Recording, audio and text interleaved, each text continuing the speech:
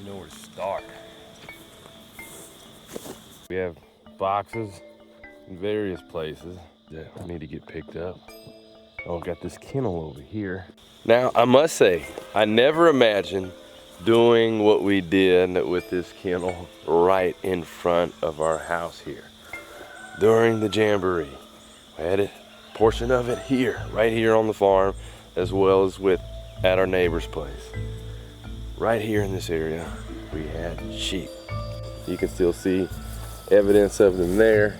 The grass is lower from them chewing it down and eating it up, lower than the grass just right outside here. And these were the sheep that were raised by our friends Ken and Amy, who months ago we visited in western part of North Carolina, who were affected by the hurricane.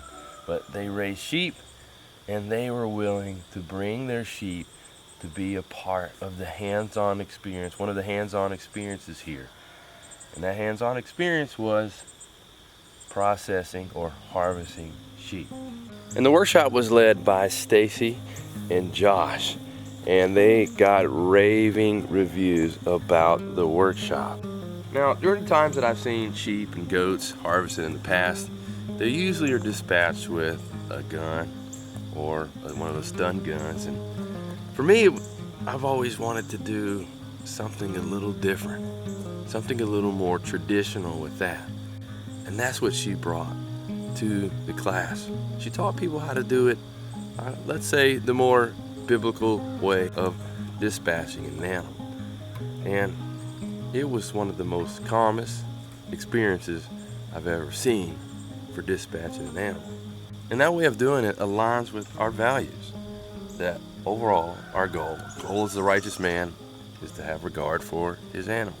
Each day, give them the best life possible, and on that one bad day, even do it in the way that's still honoring that animal. And during the workshop here, well, I had people sitting here listening, and I did have some plants that were planted here, but I guess those plants were sacrificed too, because this was the best place for people to sit, listen, and to be able to take in the information that was shared. And then this is also the area where we also did, well, I normally do this here. This is our processing area for chickens, ducks, turkeys, and things like that. And I also led up the workshop along with my daughter Selah and a number of others, showing people how to process chickens and ducks. And it was really exciting. It feels really good to be able to share that experience with others, share these skills with others. You're right-handed? I am. Okay, all right. So let's pull that down for a second. Grab with your left hand, grab thumb, back of the head there. You found the jawline yet? We're so thankful for all the amazing sponsors who helped make this event happen. And one of those sponsors was Murray McMurray Hatchery, that supplied the chickens that we raised and harvested for this event, and specifically this workshop. And I also want to thank Featherman Equipment for providing us with this scalder and a rototurner that we used at another event as well as this one. Some of our help did a great job cleaning up. It was a lot messier, but we still got a number of other things to clean up, like leftover wax from waxing the ducks. Yes, we do wax the ducks when we process them, and one of the main reasons we do that is because it helps to pull out more of those feathers. With ducks, the feathers are harder to get off. They don't all come off in the plucker. So wax is the best way to help remove those remaining feathers and pin feathers. And for this, I don't use beeswax or any old wax. I use duck wax from Blended Waxes, which offers specialized wax for harvesting ducks. Pull against, and I meant to mention that earlier in general, whenever you're pulling the feathers out, you kind of want to pull against. It kind of helps pull it out. Yep, see how that one went? It just hit, yep, and right here the same thing. Pulls it right out. Here's some leftover wax here. And this is the pot that we were dunking them in here. Need to clean that up. There's just so many areas to clean up. I'm still not sure exactly where to start.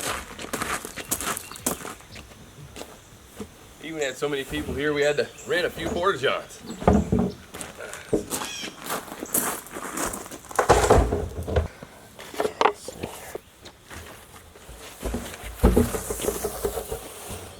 for the most part, people were really considerate and picked up a lot of their own trash. Very different than a lot of parties that I went to in my early 20s and teens. But just like whenever you have people over, or even sometimes when you don't and it's just your own stuff, there's trash. This has to be picked up. It's part of the human existence here. Alrighty.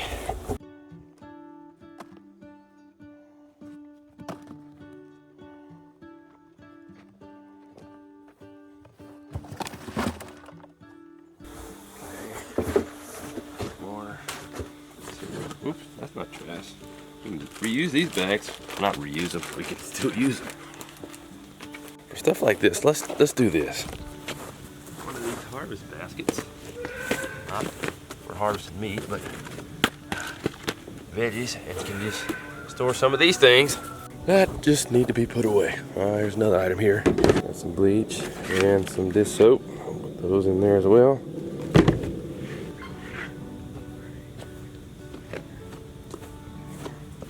Stay there. All right, let's see next. These still have some moisture on there, so we're gonna leave these up and let the sun dry them out before we even think about putting them up. But tables here have moisture on them too. Stacy and them were pretty thorough, did an excellent job cleaning up the tables as the last workshop over here. So well, actually, let's just pull those out in the sun, let them dry too.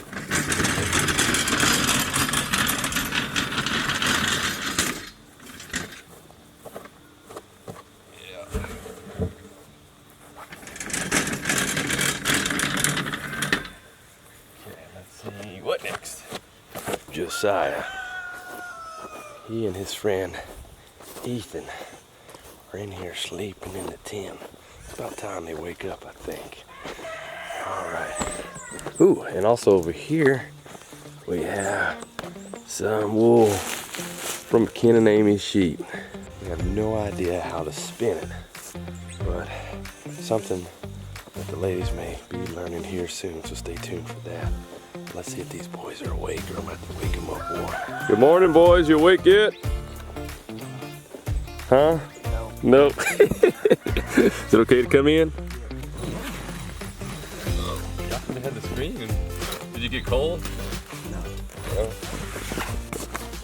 He's always a sleepyhead, sleeping in late. Do you normally sleep in late? No. Good morning, Josiah. The roosters didn't go too crazy for y'all? Not too. No, both of y'all used to roosters though.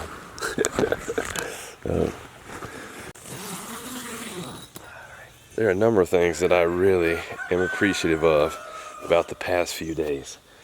But one of those things is how the teens really started developing closer friendships, and it was just neat. It's been neat to see them spending time together, because yes, it's really good, and I really like getting around other homesteaders and people my age or adults, but sometimes the teens, the kids, the youth, they get left out, feel left out, don't feel a part of it.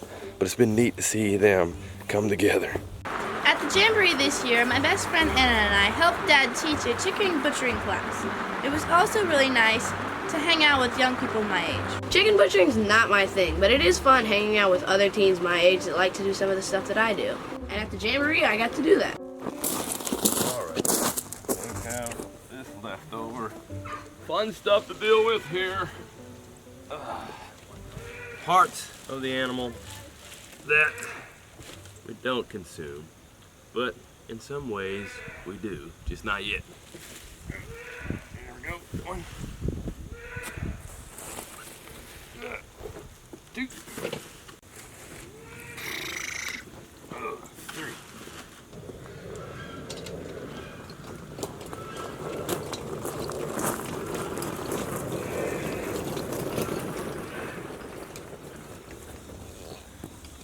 Look here. One of the last families to leave. Oh man, feels good, but it's sad too. But it's nice, it feels good to know that we have established some new solid connections and relationships, which is fantastic. And even a day later, we still have some guests who are just now leaving.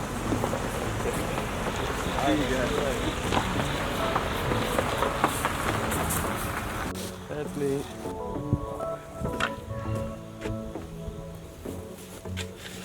And as is the case with harvesting any animal, there are certain parts that, well, we don't eat. So for the leftovers that were left over from the sheep, well, I decided to compost those. And all the feathers that were left over from the chickens and ducks, well, I composted those too in a separate compost pile.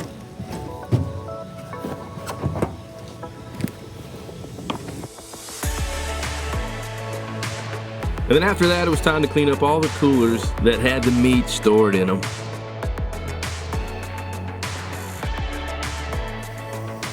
And there were a number of boxes from all the material and free stuff that we gave out.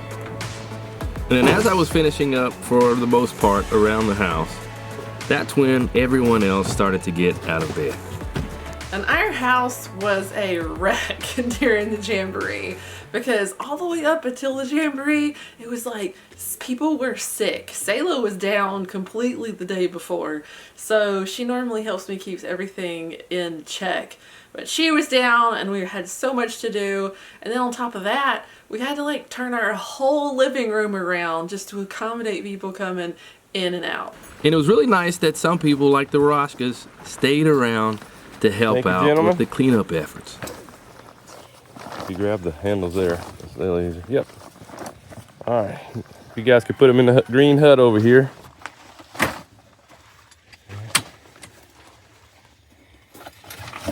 Thank you, gentlemen.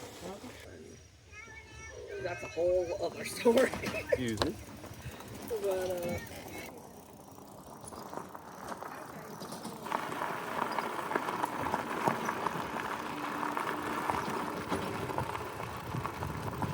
During the event, I also had the opportunity to give a full tour of our farm. It's the first time I did that with like a group of people. It's pretty neat to be able to share with them all the different things that we have been doing and share some of the stories of the things that we've been doing over the years. Really, really rewarding and invigorating too. What a great group that we just had. They were just excellent. And then right over here, where we've been cutting down a number of trees to clear out more land for our animals, my brother-in-law led a class where he was teaching about chainsaw safety and harvesting wood. I had the opportunity to work alongside of him, and it was just neat seeing people do things like use a chainsaw for the very first time. A really important skill to have on a homestead and managing a property. And it's also a skill that you never know. You might need to use it one day, like if there's a storm or something that comes through, blocks your driveway or your neighbor's driveway.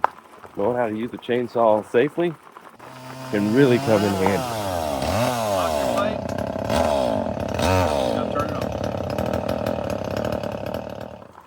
What are we doing? Is it quieter over here? Yeah.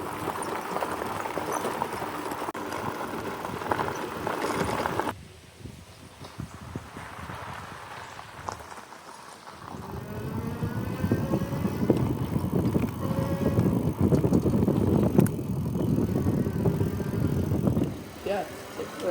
Okay. And then I know Mike was saying as well is to get things down to the house. But Whoa. I'm trying Look at there. just trying to get. We got breakfast here. Who's responsible for that? Is that you? I love working Oh. Oh, that's awesome. Thank you so much. We're so glad you guys came. We loved coming. It was a good time. Oh. Good time. Along with having the hands-on butchering workshops down here by the yurt. Next, at the pavilion, we also had workshops there. We had one on homestead security, one on like the dangers of MSG, and also another one on nutrient-dense food. And along with those, I also gave 2 talks on the Thursday morning. One was about remedies that you should keep on hand at home and how to use those remedies, and also another one on how to make your own body care products. And it was super exciting for me because this was really the first time that I've been able to teach a class, and it was a lot of fun. But even on top of that, I've written a book for beginners on herbal remedies and how to use them, and I had printed a few of those off, and I was able to sell some of those in person, and people really wanted to buy my book. So, you know, for me, that was a huge highlight of the Jamboree. We also want to give a big thank you to the Ings who partnered with us for this Jamboree, and who also 2.5 years ago prodded us to get out of our comfort zone and to actually do an event. And I'm gonna tell you, for this Jamboree, Sophie's mom was like a machine in the kitchen. Yeah, she was. There was so much going on in that kitchen all the time. Every time you looked in there, it was something else. She was cutting carrots or cutting up duck or making something else. And we just want to thank everybody that helped out in the kitchen, from Sophie's mom to her daughters to her friend Danny that came and helped, along with Maureen, and also a few of my friends that stepped up that really helped out in the kitchen. Cindy and Jessica and Courtney, we're so grateful for all the help that we had there. But our whole goal throughout this was to have really good food and be able to sit at a table together and break bread with one another and build the relationships and be fed, you know, relationally and physically and spiritually at the end of the day. We also want to thank some of our other amazing sponsors, like those who gave away items to give away at the event, like Baker Creek, who gave seeds to give away for free, or Just Ingredients gave protein powder, Bootstrap Farmer gave away a seed starting kit, as well as Grow Oya, who gave away a number of Oya pots, self-watering pots for the event. And don't forget about Gorilla Cart. And Gorilla Cart, yep, one of my favorite tools used around the farm. Also donated a Gorilla Cart to give away as part of the raffle item.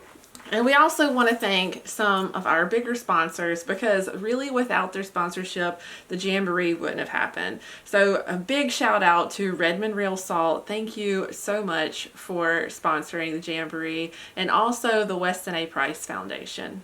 And we also want to thank our biggest sponsor, Green Pasture, that is mostly known for their cod liver oils. And their cod is exclusively wild caught Alaskan cod, which means it's clean fish. And I know you may be thinking, fermented cod liver oil, that probably doesn't taste very good. Well, you would be wrong, because Green Pastures has different flavors to mask the fishiness. Cinnamon, orange, and unflavored. But they also have capsules for those of you that don't like to take the liquid. They were so generous, they gave everybody that attended a sample of their cod liver oil to try. And we just want to say a big thank you. Thank you so very much for everything, Courtney.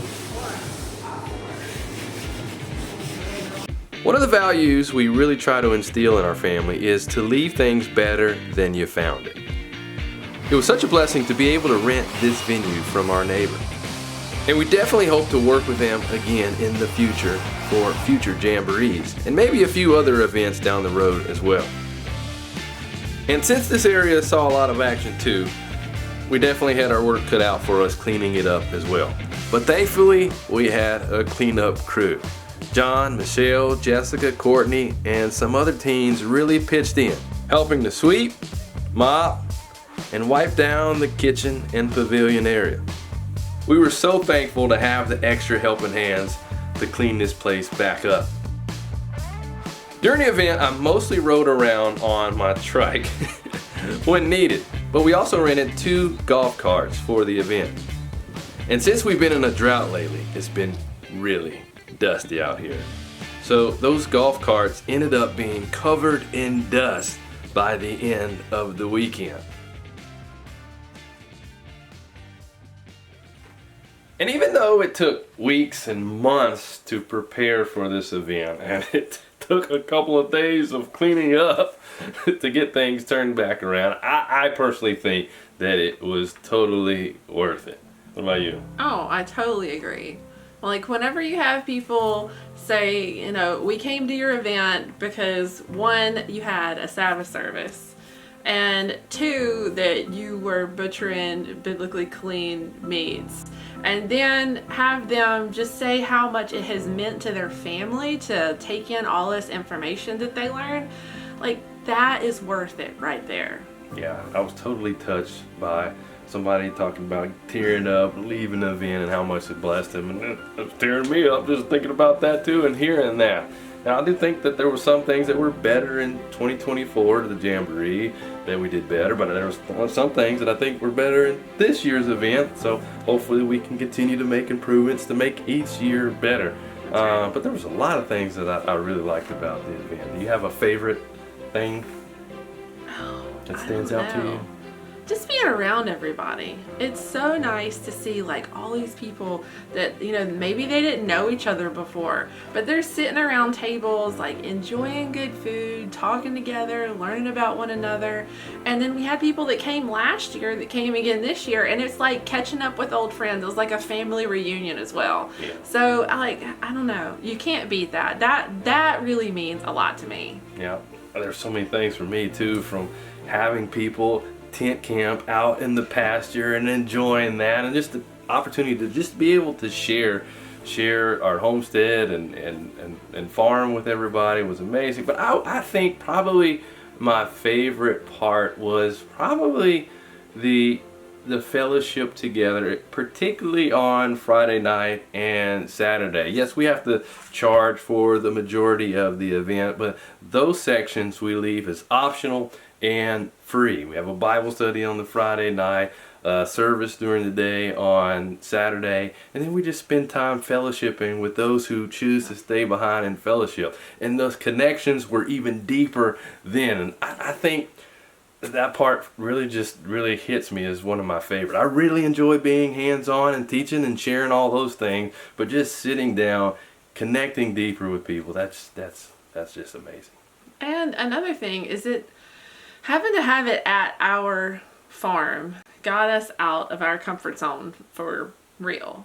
But having people say they enjoyed having it here because it's on a real farm, and you know, we get a lot of comments about how dirty our farm is and how trashy it looks.